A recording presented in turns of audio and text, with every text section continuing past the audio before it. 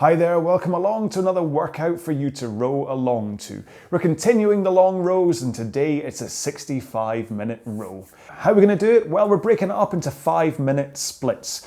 Now you're going to start off at 18 strokes a minute and then you're going to go up to 20, then 22, 24 and 26.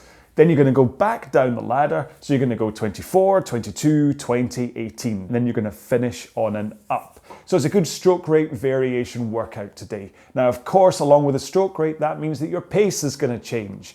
Now, if you want to take this on the lower intensity, then start off the 18 strokes per minute at round about 2K plus 22. If you want to make it a little bit harder, then start at 2K plus 20. In both cases, as you go to 20 strokes a minute, go 2 seconds faster, and as you go to the 22 strokes a minute, go 2 seconds faster again. However, if you want to keep this on the easier side, then only go 2 seconds faster for the 24 and then 26. But if you want to make it harder, then go 3 seconds faster for the 24 and 3 seconds faster for the 26. And then you're going to just nibble away that exact same time as you go back down the other end of the ladder. So there's a good variation of intensity here, but trust me, if you go for the harder intensity, it is going to be a hard workout. Even those on the easier side of the intensity, because we're rowing for 65 minutes, this is going to be a tough workout, okay? But you can just make it harder by going a little bit faster through some of those intervals. Okay, I can talk about more of this during the row. We might as well just get into our warm-up. So as always, let's set up our machine beforehand. So go to your drag factor first and set it where you want it to be. If you don't know about drag factor, please check out the YouTube video that I have. Then go to your monitor and set it at eye height so you don't have to look up and you don't have to look down. And finally, set the foot straps so they cover the bottom lace of your shoe, or if you're in socks like me, just lets you bend comfortably forward at the front of the machine. So here we go then. So a 4-minute warm-up. Going to be around about 18 strokes per minute as always, and a nice gentle start to just get our bodies moving. In 3, 2, 1, go. So just ease into it. Just get your body moving. Nice solid push with the legs, but you don't have to worry too much about the actual pace that you're getting out of this. Try and connect with the handle as well. Make sure you get the timing right on the flywheel, but this is really just about moving your body, getting your heart rate up a little bit, making sure that your engine is in a nice purring state, ready for a fairly intense row. Like I say, you're rowing for 65 minutes, so there's no real way to make this an easy day without backing right off the pace. There's kind of not much point doing that. Okay, just think a little bit more about your hip swing forwards and backwards. So into a 1 o'clock position at the front as you drive, and then swing into a 11 o'clock position as you finish. I mean, you can start off really low. You can start off at 2K plus 24 for the 18s. And remember, just because the pace guide is there, doesn't mean if it starts to feel tough, you can't kind of just alter the paces you're supposed to be hitting. The important part is just that you continue to increase your pace as your rate goes up and decrease as your rate goes down. All right, one more stroke here. All right, take 1 foot out, put it on the ground. Continue rowing with one leg still in the foot straps. Still make sure and give a good shove from that leg that's still in. Just because it's on its lonesome doesn't mean you can't put some energy into it. Get your posture right as well. Try not to collapse at the front of the machine. Swap feet. Continue rowing. Should help with just that kind of forward roll. See about getting your shins up to vertical at the front. Only having one leg in. So even if you don't reach this far forwards on the slide in your main row, This might gradually help to improve your flexibility. All right, both feet in, legs straight. Just use your back and your arms to continue rowing. Just swing over your hips, pull in with your arms, then out with your arms, and swing over your hips. Try not to overreach. Just find myself really overreaching just then. Just a normal stroke, just without your legs. One more. Just roll to the front of the machine, straight arms, and drive out with your legs. Try and get the timing right for picking up the flywheel at the front of the machine, or the water wheel, or the magnet. You want to pick it up with the handle on the chain at exactly the same point that your legs drive. That's why we're doing this with straight arms and not worrying about the finish. There we go. All done on the warm-up. So, have a quick drink, keep moving up and down the rail. I'll take off my hoodie and then we'll go through it one more time quickly, what we're doing, then we'll start in today's session. Ta-da! It's the carrot t-shirt again today, nice and bright and orange. You're not going to miss me today, are you? Anyway, so today's row is 65 minutes long. We're going to break this down into 5-minute splits. So if you want to set your monitor, you can just go to select workout, new workout, punch in your arrows for to take it up to 105, and when it says splits, set that to 5 minutes, and then that'll just give you an indication of how you're getting on through those little 5-minute splits. We're going to do this as a stroke rate kind of sawtooth. So we're going to start off at 18, then go 20, 22, 24, 26, then 24, 22, 20, 18, and then back up. And your pace is going to increase. You're going to start off around about 2K plus 22 for the 18 strokes a minute, or 2K plus 20 if you want more intensity. Then you're going to increase 2 or 3 seconds as you go up through those stroke rates. But remember, you can be sensible about this. If you find that you're pushing it a little bit too hard, then back off the pace a little bit. You know your body, you know what you're capable of. Try and gauge this in a way that you can finish your 65 minutes. If you really want a proper intense row, then this is going to be super dupes for you for an intense row. And that is it. Right, and I'll keep you company as always. Follow me for stroke rate, whether it's just watching me or listening to me in the podcast, and we'll see each other in 65 minutes. So have a quick last drink. Like I say, it's got 65 minutes worth of rowing. Make sure you're hydrated.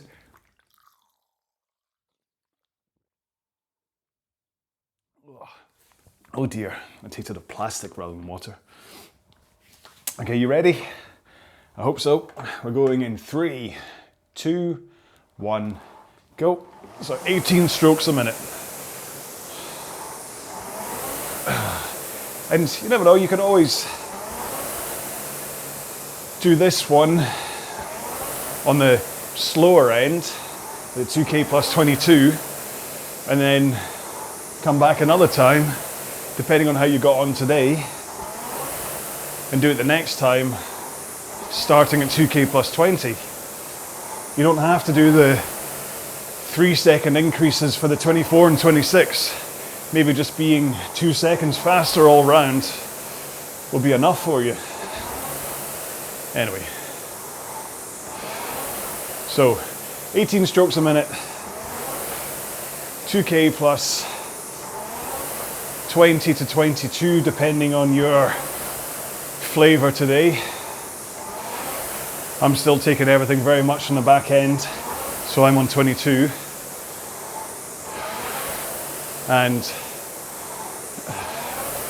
I'm also being a little bit careful because, ironically, when I was demonstrating the wrong ways to row in the 60-minute workout, and I said the reason not to yank on the foot straps is because you can damage your hip flexors. While demonstrating that, I felt something go twang in my hip flexors. So I'm taking it sensibly today as not to aggravate hip flexors. Plus, I can't really do these as higher intensity stuff and speak to you at the same time. I'll end up getting about 40 minutes into the session, and then I'll just have to tap out and row in silence. So it's much easier to keep this on the diesel engine side of things. Just chug along and let anyone watching who wants to take this as a more intense pace kind of building workout, let you do it, and then you can post comments in the either on the podcast or the YouTube video and let me know how you felt it. So we're going to do this first 5 minutes as a kind of a blank start. So 18 strokes a minute, 2K plus 20 to 22. And then as we go to 20 strokes a minute, which is going to be in 2 minutes time, then I'll start talking to you about technique. But just want you to use this one to be fully warmed up, to give a chance for you to actually think yourself about what you think's going on with your technique. Address the gremlins you might have yourself. If you've got a mirror, look in that and see, is your posture slumped? Are you bending your arms too early, or who knows? But just think about it yourself for another minute or so. And then what I'll do is I'll go through each stage of the stroke and describe the position you should be in, but not a real deep dive. So we should get through it in about, I'm hoping, about 10 minutes. Then I can talk to you about some other stuff for a while.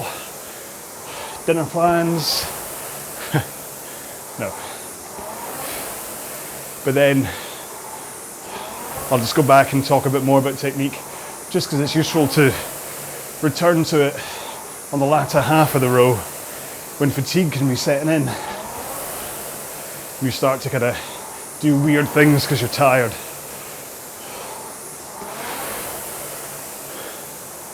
Right, so in 4 more strokes,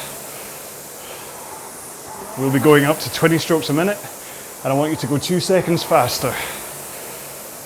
Last stroke here.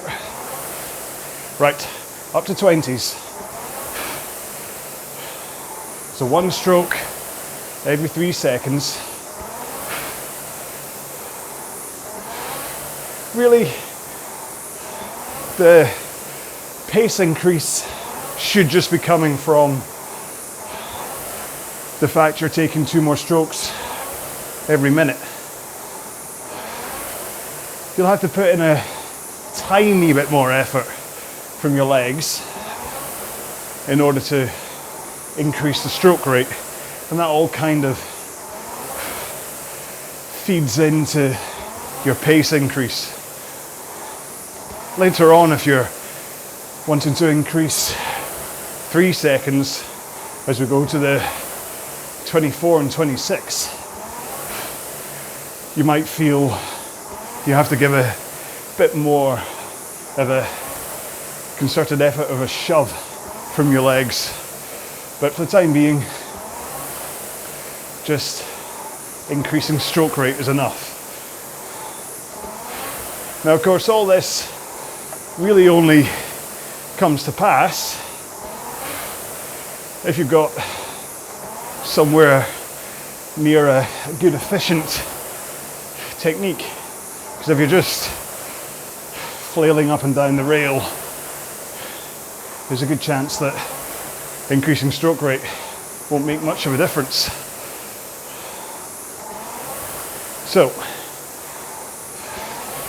what I describe,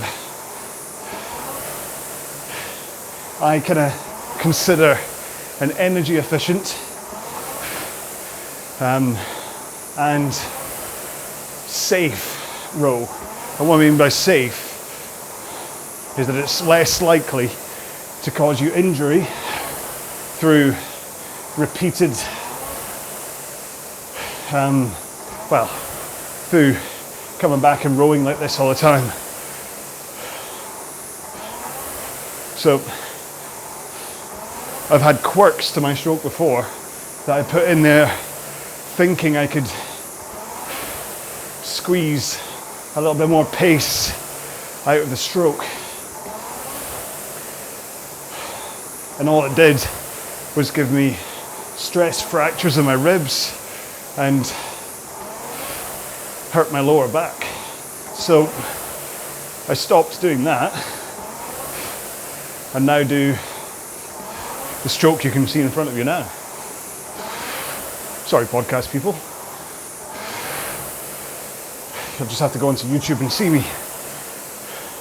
But anyway, so the key here is the catch position.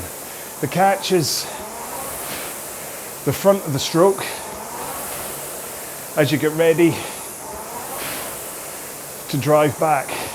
So it's this point here, right before the leg drive. That's known as the catch. Oh, I'm having microphone issues again. Come on, stay over. So your position at the catch is this. You want to have, first off, your arms out straight in front of you. Don't kind of lock them. Don't be tense. Just straight in front of you. You want your body leaning in slightly to a 1 o'clock position, if you think on a clock face. So you lean in, but importantly, this is a lean in through your hips. I'm not asking you to crumple in. And then you want shins to be pointing vertically. That all has to do with how far forward you slide your seat. But we'll talk about each of them in more detail as we go through the row. And the final thing is to be up on your sit bones with a good posture instead of with your hips rolled back in a bad posture. Right, one more stroke. Now we're going up to 22 strokes a minute. And I want you to go 2 seconds faster again.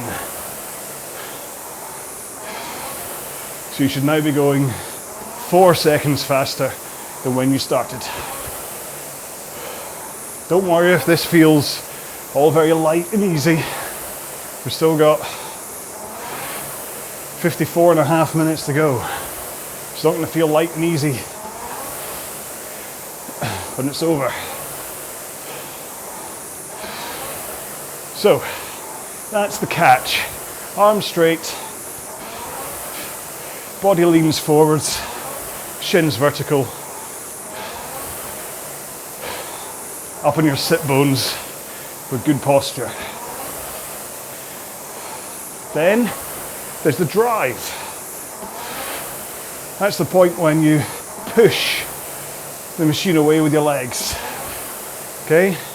So you just push. That's all you think about.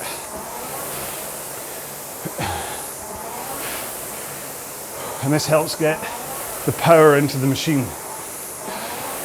But importantly, you want to keep your arms straight and you want to keep that forward lean as you push with your legs. And that helps the power efficiently transfer up through your body, through your arms, and into the handle, and therefore into the machine. Then, when your leg drive is about halfway done, That is the point when you swing over your hips from that 1 o'clock position into an 11 o'clock position.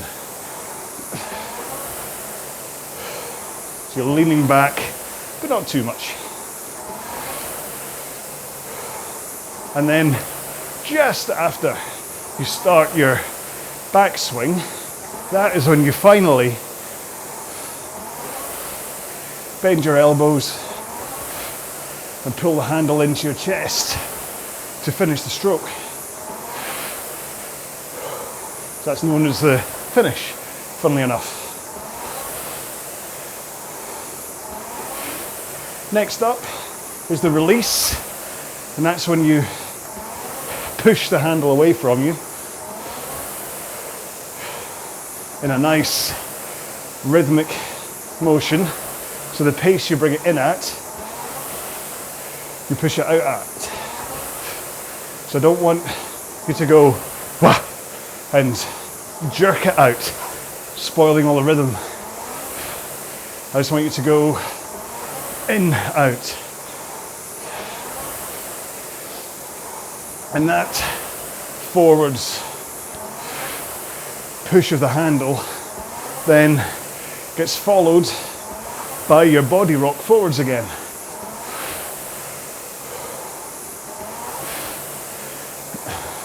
And once the handle's over your knees and your body has rocked forwards, you bend your knees and go rolling to the front of the machine into the catch again. So the recovery is called the recovery because you're recovering from the stroke, as in recovering to the front of the machine. But also, you're not using any muscles. So it's literally like you're using this for a couple of seconds of doing nothing to recover from the stroke you just took. So you're not using any effort. Right, in 20 seconds time, we're going to go up to 24 strokes a minute. So I'm taking it very slowly today for the technique discussion because we have a lot of time on our hands. 2 more strokes. 1 more stroke. Here we go then. 24s. So here you can go 3 seconds faster if you're wanting to push things, or just 2 seconds faster if you're just wanting to keep this a sensible 65.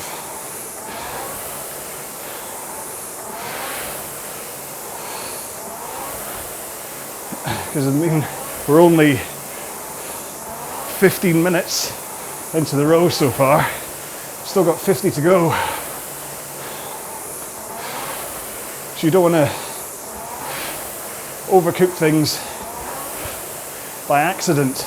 Make sure it's your plan to go a good little bit faster than before here.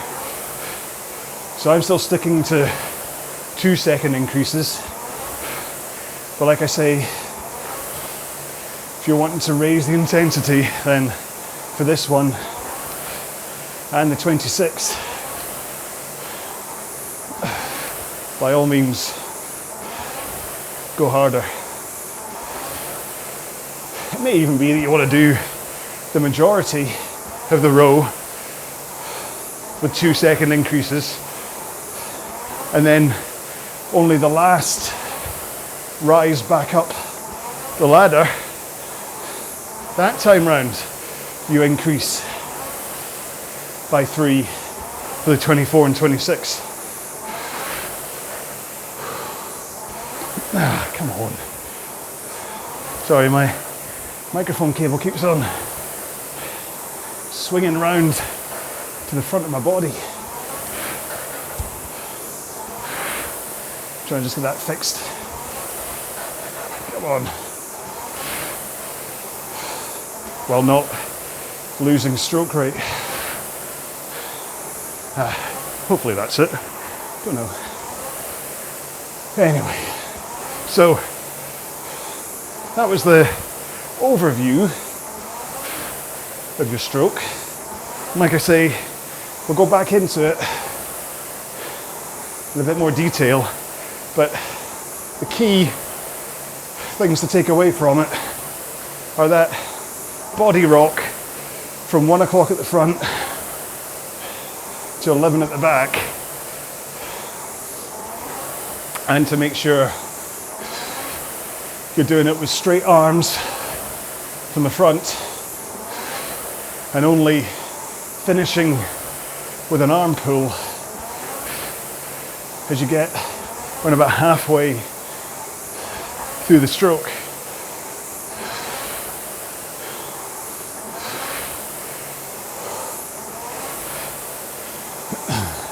Finding breathing a bit laboured today. I don't know why.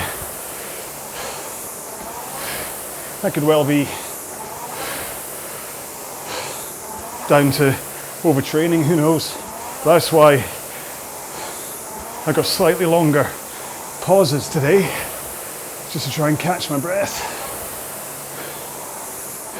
But then, the thing about a stroke rate ladder like this is it does destabilize. Is that right? You don't really get a chance to just settle into a rate and rhythm, either for your rowing or for your breathing. So it could well be that's the cause of my slight shortness of breath. Heart rate's okay, 140, slightly over my maffetone cap, but that's not really the training protocol that I'm using today. Just doing this all based on pace. Although I still think my whoop strap is massively over analysing my heart rate. I think it's a few beats too fast. Okay, 3 more strokes. 2 more. 1 more. Now we're back up, or we're up to 26. So come on. And either 2 or 3 seconds faster, depending on your flavour today, okay? So you'll probably find that those of you who are going for a 3-second increase on this one, you do feel like you have to put in an extra bit of a shove from your legs. But also make sure that the stroke rate increase doesn't cause any leaks to your stroke. Make sure you're still taking full slides up and down the rail. Still taking the full leg drive back. And you're still finishing with a good pull of your arms.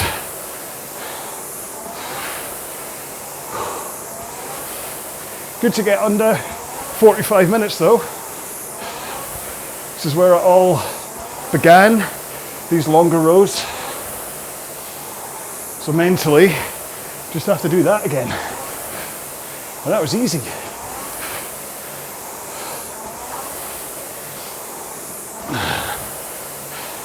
I say easy. It's really just duration that makes these intense. Fair enough. This one, as you get to the sharp end of the 26 strokes a minute, you will feel tired, but then as you then gradually slow down, as you come down the other side, and you get a chance to ease off a little bit, recover as you slow down, to then get ready to speed up again, which is the beauty of these up and down ladders. Well, to be fair, most ladders are up and down. Anyway, don't find a window cleaner just going up and then jumping off from the top, do you?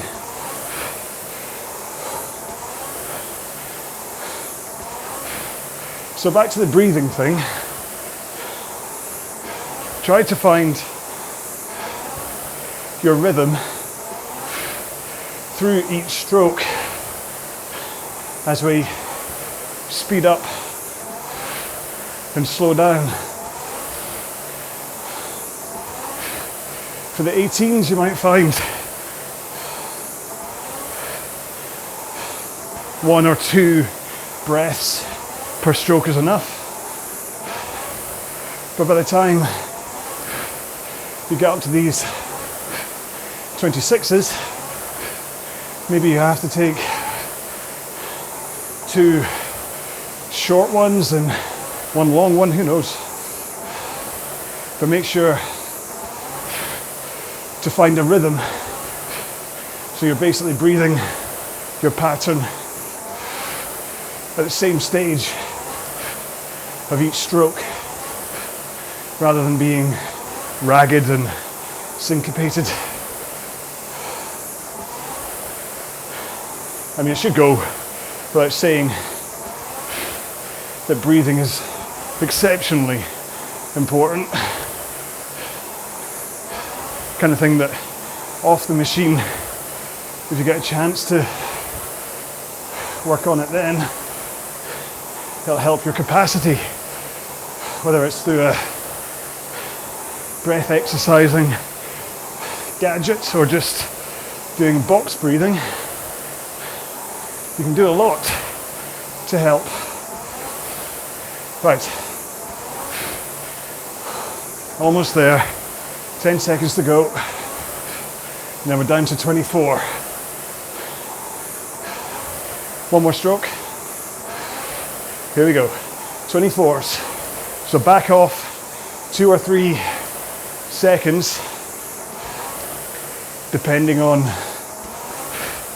whatever your increase was.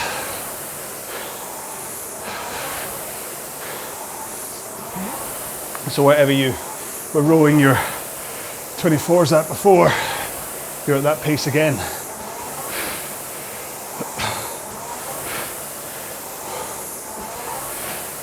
Box breathing, in case you're like, what's he on about? Is when you breathe in through the nose for 4, and then you hold your breath for 4 seconds. Then you breathe out for 4, and then you hold for 4. Hence a box.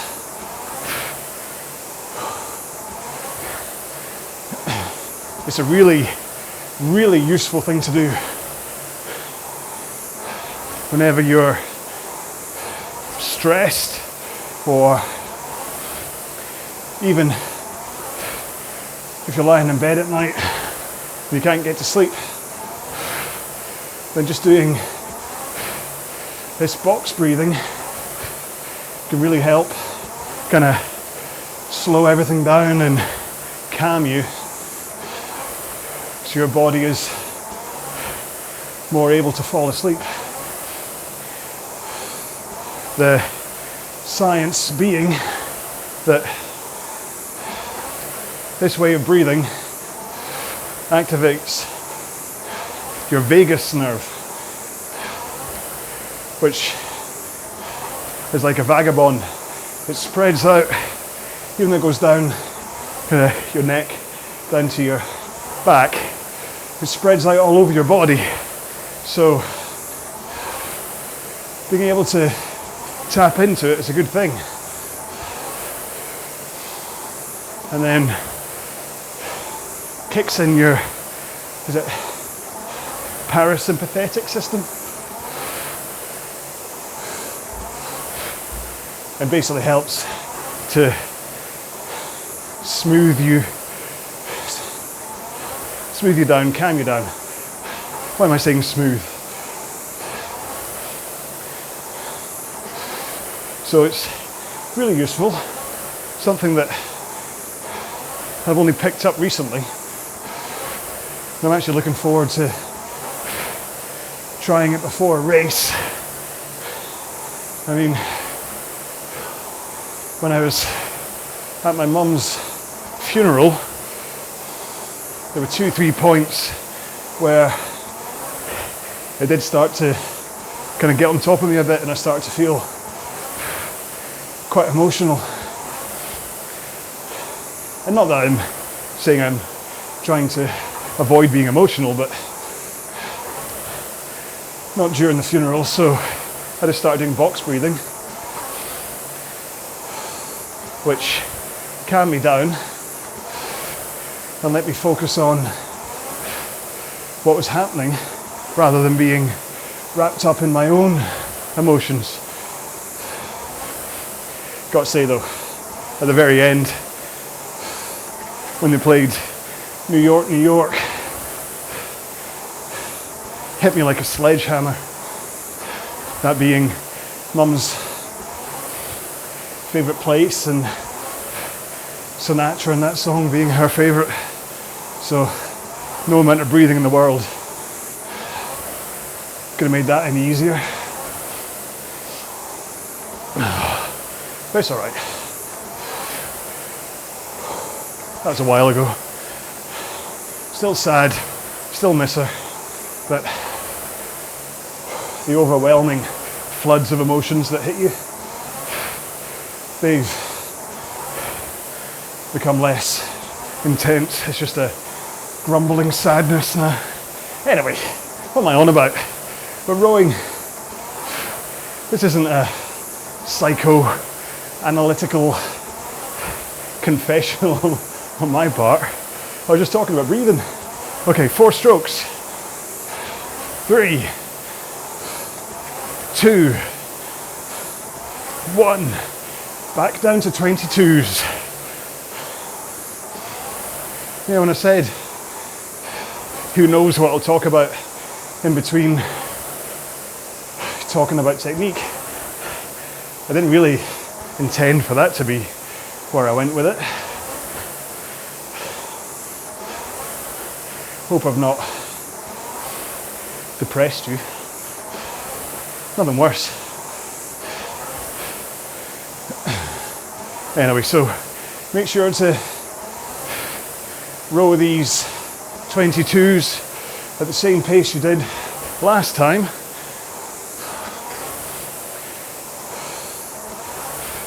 Which will mean reducing either 2 or 3 seconds pace from how you were doing the 24s. I got to say, the 22s do suddenly feel a lot easier. So these we're starting to get more of the recovery, gentler side of this ladder. Hopefully it feels the same way as we go down to 18 and 20 and then back up to 22 again.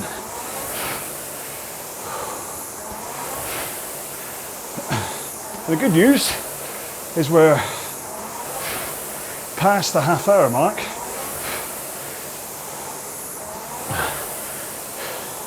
So we're only 45 seconds away from the halfway point. And that's pretty cool.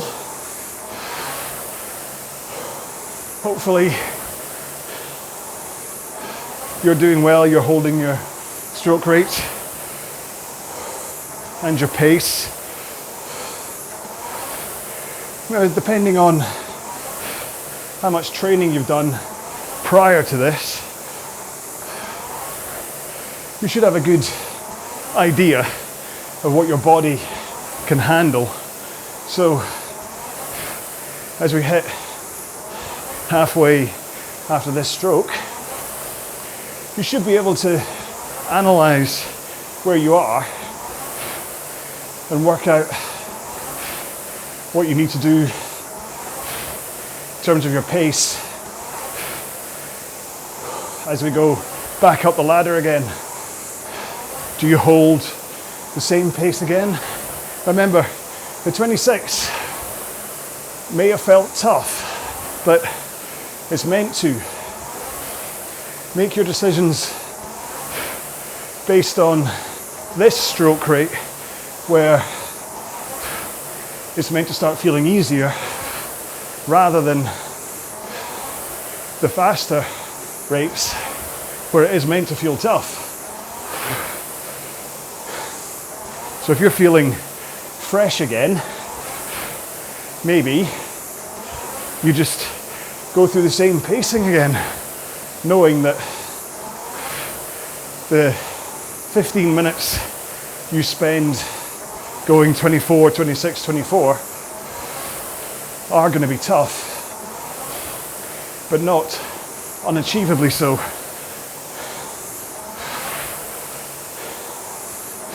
The more you row, the more you do intensity changing, longer sessions like this, the more you get to know your body, and that really comes into play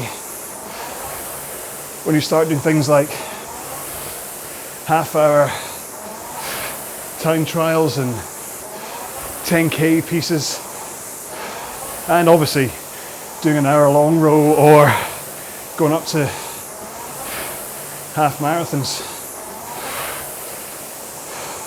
If you know what your body's capable of, you know the sensations of intensity as you go through them, you'll know when you need to back off, or you'll know when you can actually push it a little bit harder because you've got more in the tank. Okay, coming down to the 20s. 2 more strokes, 1 more stroke. Here we go. 20 strokes a minute. Drop it by 2 seconds. Because it could also be the other way, that you started on the easier plan for this, and now as we get from 20 and 18, you're starting to think, you know what, I'm really fresh. In which case, maybe start the next ones with a faster plan. So when we drop to 18 strokes a minute at the end of this one, you could then just hold this pace. So you basically don't decrease by 2 seconds. And then that way, you'll start off faster and build up faster speed. It's your choice. There's many ways to do this. There isn't really a prescribed plan for a row like this. It's not like 30 minutes at 20 strokes a minute where it pretty much is always done at 2k plus 18, unless you're going for a maximum power. How far can you go in half an hour at 20 strokes a minute? It's really only those two that you flop between.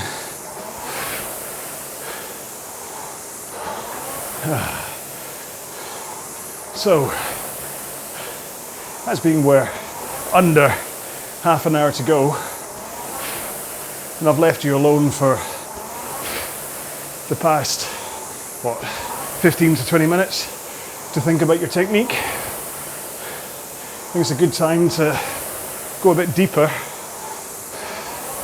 into each stage so that you can really think about whether you've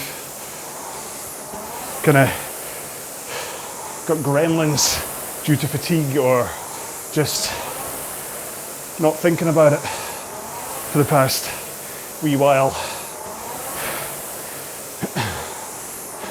Now, I want to talk posture first, because that's the one that I breezed through the first time round.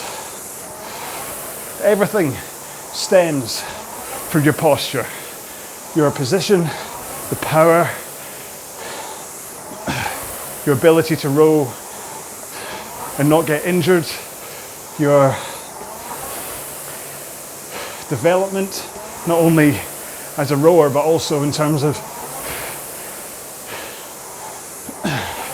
adding muscle or just defining muscle, whatever. If you get your posture right, everything falls into place.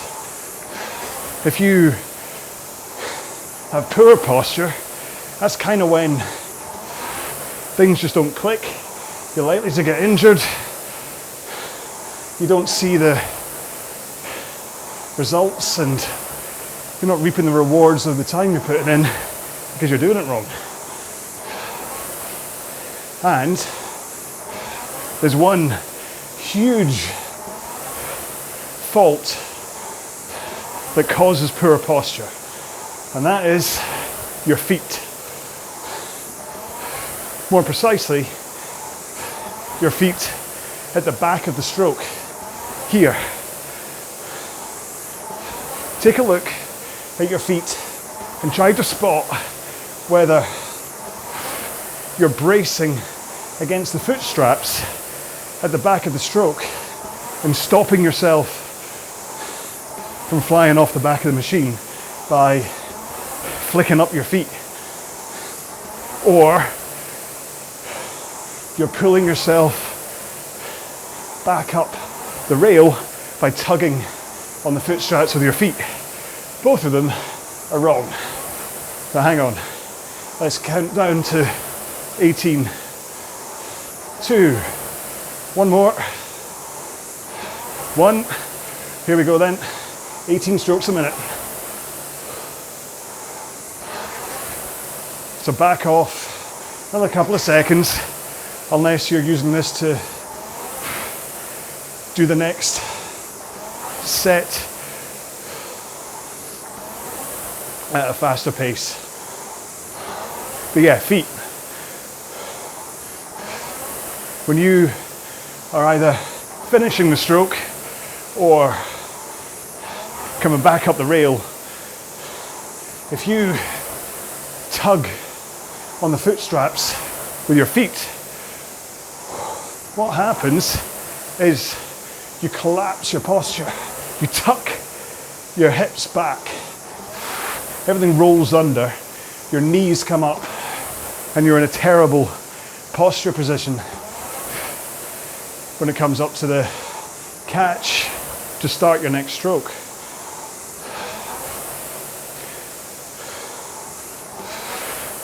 So, if you don't trust me that you can row without doing that, I will quickly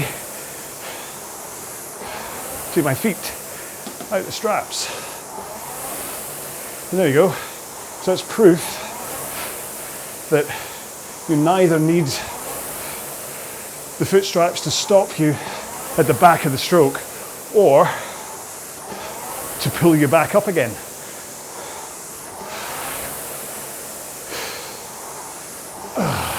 You don't need to kind of yank, tuck your hips under and ruin your posture. All you do is get the leg drive finished before your back and arm swing. So you drive, arms in. There you go. Legs done, back, arms. I mean, it's the kind of thing you need to work on, timing yourself. It's a good thing about 18 strokes a minute is that your stroke is so slow, timing wise I mean, that you have the time to work on it. So from a drive point of view, drive, get your legs down, then finish. But then you need to finish with a powerful posture, okay? So brace your abs lightly to take that pull in of the handle, just so you don't literally just collapse off the back of the machine. That's still going to happen if you don't brace slightly. Get legs down, powerful posture, and that lets you finish at the back of the stroke without needing to have your feet in the foot straps. But then, for the release and recover, it's like fishing this really, isn't it? You get your catch, and then you get your release. Anyway, so you release the handle, still in a good posture, you rock up over your hips, onto your sit bones, and that's you instantly in the right position to start the next stroke. Your hips are tilted forwards, your body's leaning in, your arms are nice and straight, you're good to go.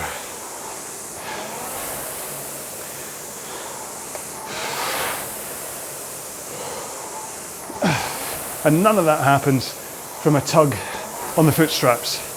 Now, if you're going to try it yourself, maybe loosen your foot straps the first few times you try it, rather than taking your feet out like me, just in case you get the timing wrong and you fly off the back of the machine. Because if you do carry on driving with your legs after you've got your body and arms back, there is a good chance you're going to go flying off the back. So if you just loosen the straps, you can at least brace against them. Right, 2 more strokes, 1 more, and we'll go up to 20 again. There we go. So the last of the 20s. Only got 20 minutes to go. So we'll just work our way up, finish on 26, and we're done. Like I say, the intensity of this workout is really down to what you're putting into it from a pace point of view. But regardless, as long as you're putting energy into every stroke with a good technique, 65 minutes worth of rowing is always going to be valuable. So anyway, got a bit distracted when talking about the technique, the foot strap thing, because I was trying to do the maths at the same time to see if we were about to run out of time and we wouldn't get up to 26, but of course we will.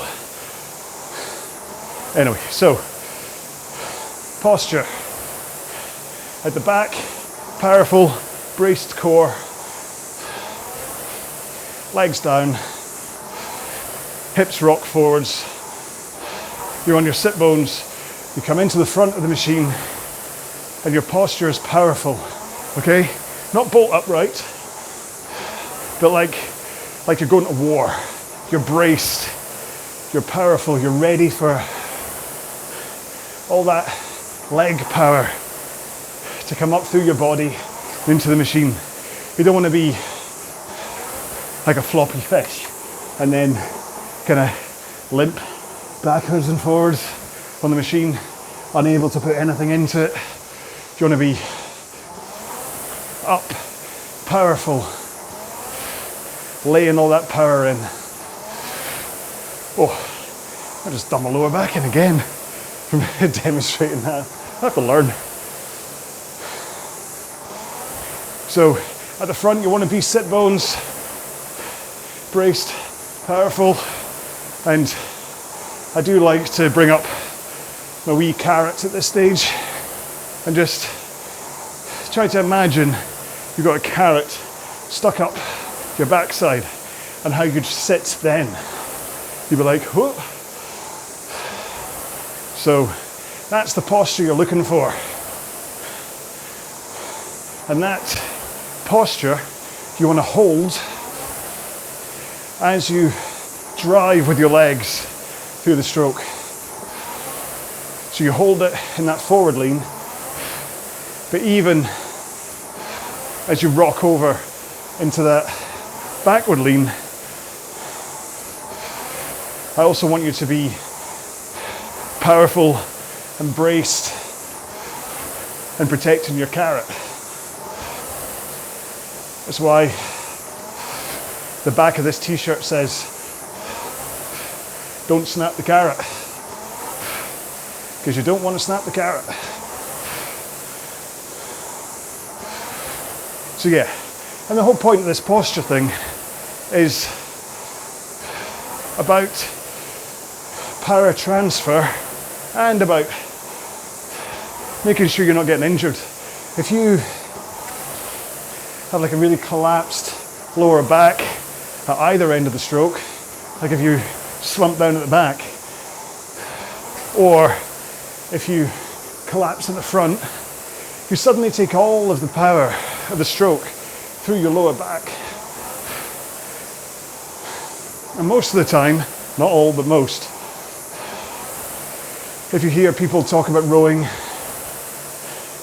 and saying they have sore backs because of rowing, it's because of this terrible posture issue with a rounded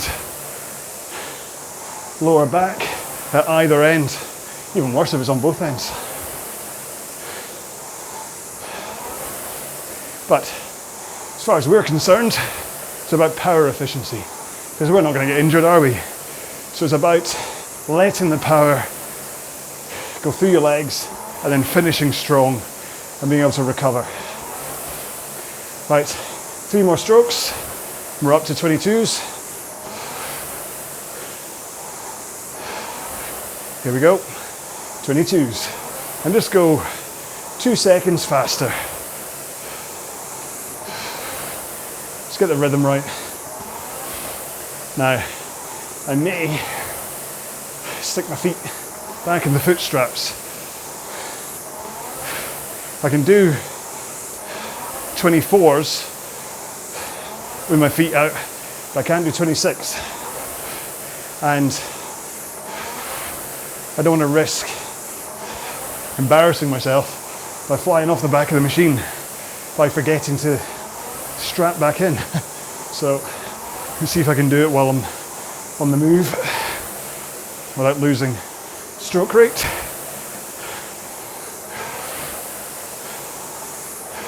There's maybe a tiny hiccup there. Time you all caught back up again. Yeah.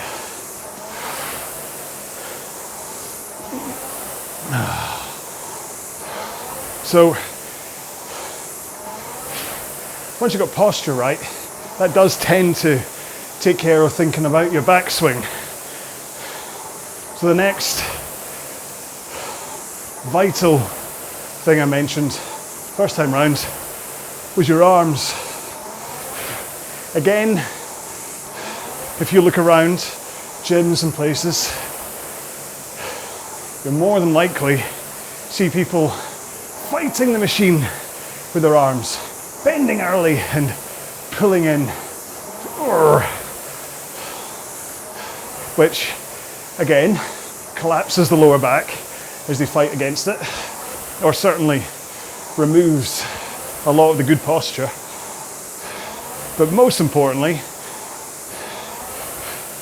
where they may be thinking that bending the arms early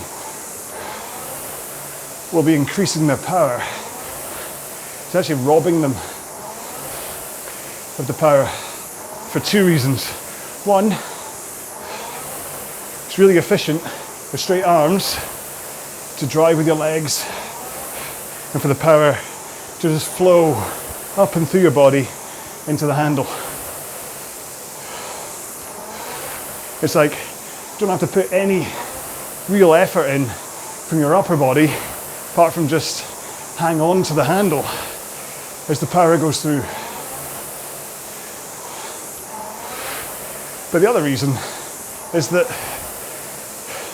they're literally fighting against the power, so soaking it up with the biceps and forearms instead of letting it get into the flywheel.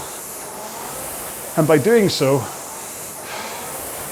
they then don't have the full range of a pull when they eventually do finish. I mean, I'm not saying my technique is amazing or whatever, but what I would say is that the difference between my finish, that I have the whole arm pull from there, or if I was to grab early and suddenly only have half of that distance because I've used it all up at the front of the stroke, fighting against the leg drive. So literally from a power efficiency point of view, it makes sense to keep your arms straight. And that way you can put all your power into that strong finish at the back where the stroke really needs it, because at the front it's getting oodles of power from your legs. It doesn't need any more at the front.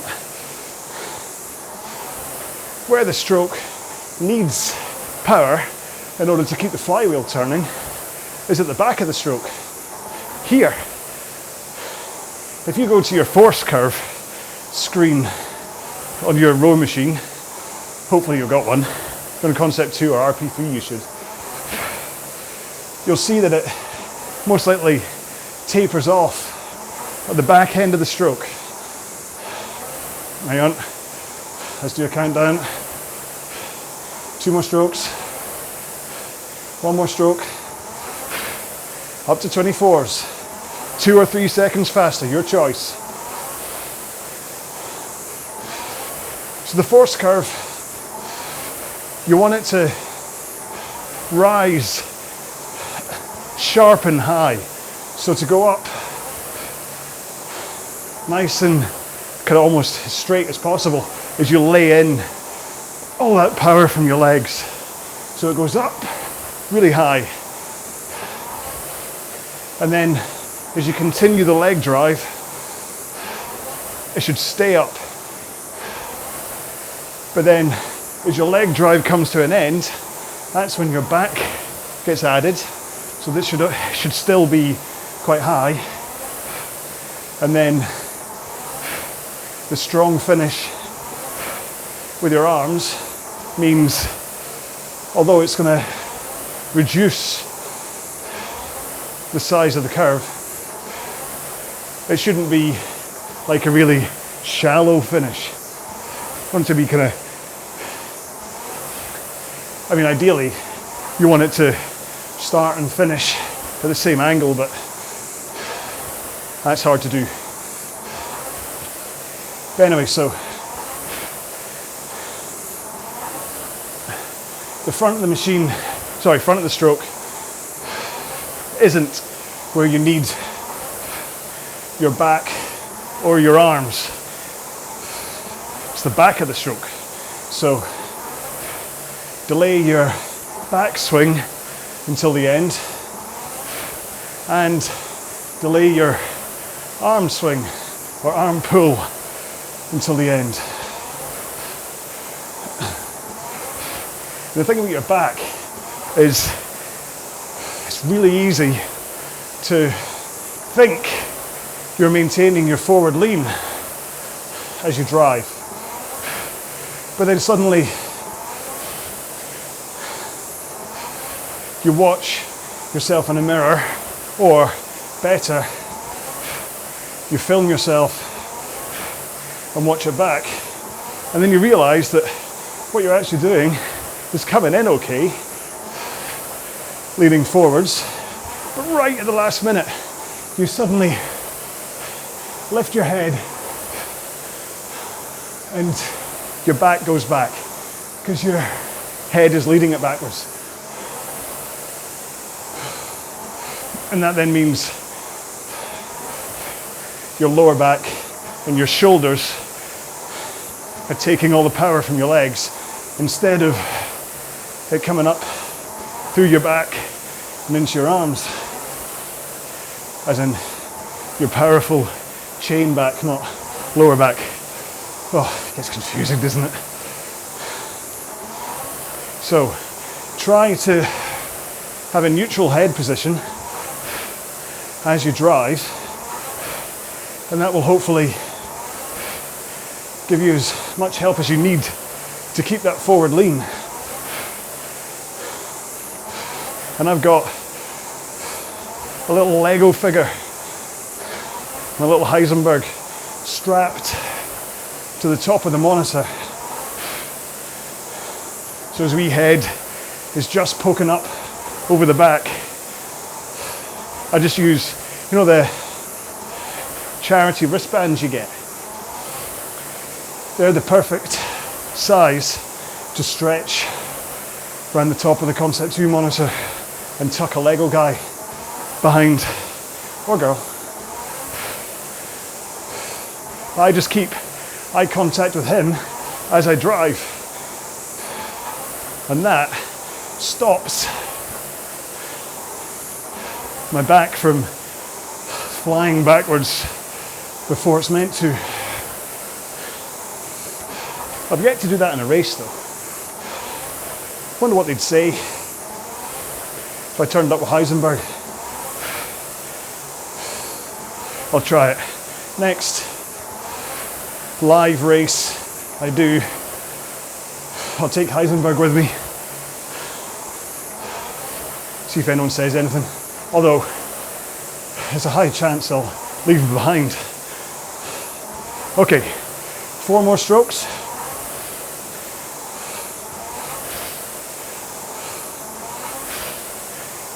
Last one. Now up to 26. Last 5 minutes of today's row. You've done an hour. Well done. After this, we're all finished. I'm trying to remember if at one point I said we go up and down twice. Hopefully not. We just go up, down, up. There may be voiceover man may make an appearance. Oh, you know, I've really enjoyed today's row with you, apart from that little odd bump when I was finding it hard to breathe, and then the other one when I suddenly got a bit melancholy talking about mum. I started off today's row a little bit kind of, well, I said I'd do it, so I better do it. But now that we're an hour in, the endorphins are flooding through me, and I'm so pleased I didn't kind of make an excuse and call off today's row. Like I said in one of the other workouts, it really does make such a huge difference that I enjoy rowing, that this is something I get to do, that I want to do,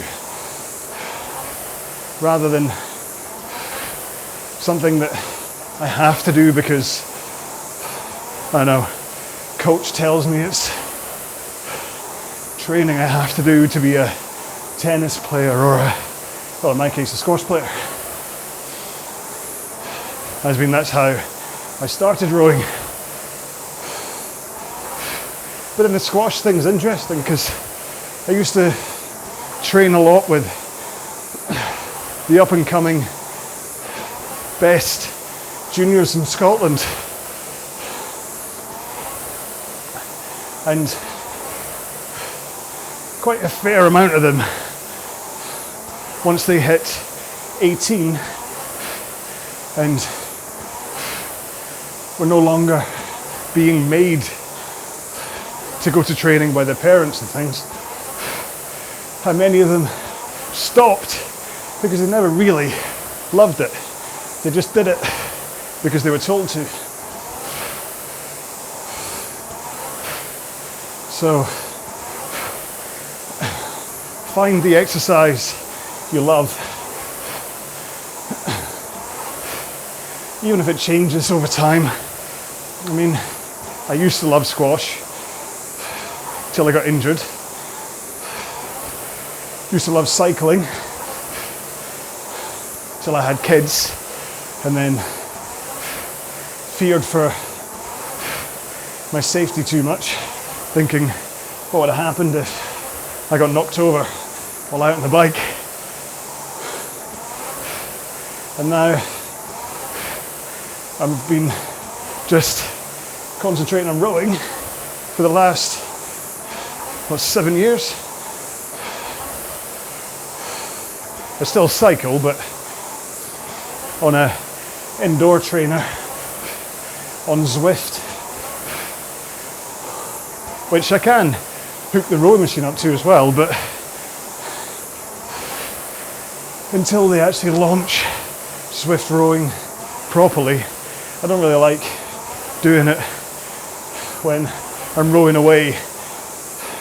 I look at the screen and there's a cyclist on screen.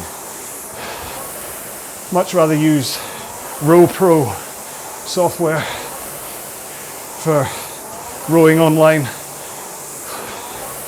All right, that slight deviation has taken us to 30 seconds to go.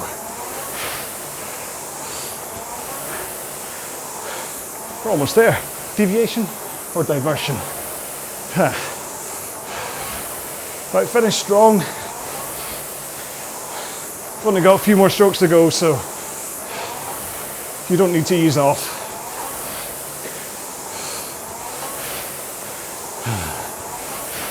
We get 2 more in. 1 more. Whoa, good job. It's a long row, so well done. And depending on how you played with your pacing for intensity, hopefully that was the row you wanted it to be. Right, take a moment, have a quick drink.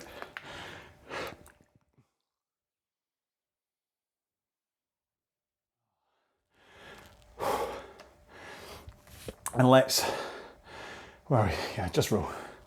Whew. Let's get into a 2-minute cool down. So you should be out of breath, certainly perspiring a lot, and you should have that kind of buzz in your legs because you've just been rowing for 65 minutes. Although you can, from an intensity point of view, you can call that a bottom tier, it's never going to feel like a kind of 5 out of 6 effort bottom tier unless you do that whole thing at like 2K plus 28 or something. So if that's fine. You've just been rowing for 65 minutes. So here we go then, cool down in 3, 2, 1, go. And just wait for the 70 minutes. Whoa. I don't know whether I should actually leave some notes for stuff to talk about from now on. Like pre-think beforehand. Something I've never done before. I never sit down and think, well, today I'm going to talk about... I know I'm always going to talk about technique because fair enough, it's me. But all the other stuff and how I say it, it's never planned. You wouldn't guess, would you? Kind of meandering all over the place. Anyway, for the cool down, just make sure that you're just connecting with your legs and your arms. Don't worry about pace. Just enough of an intensity that you're connecting with the machine and you can feel yourself cooling down. or easing down, whatever you want to call it.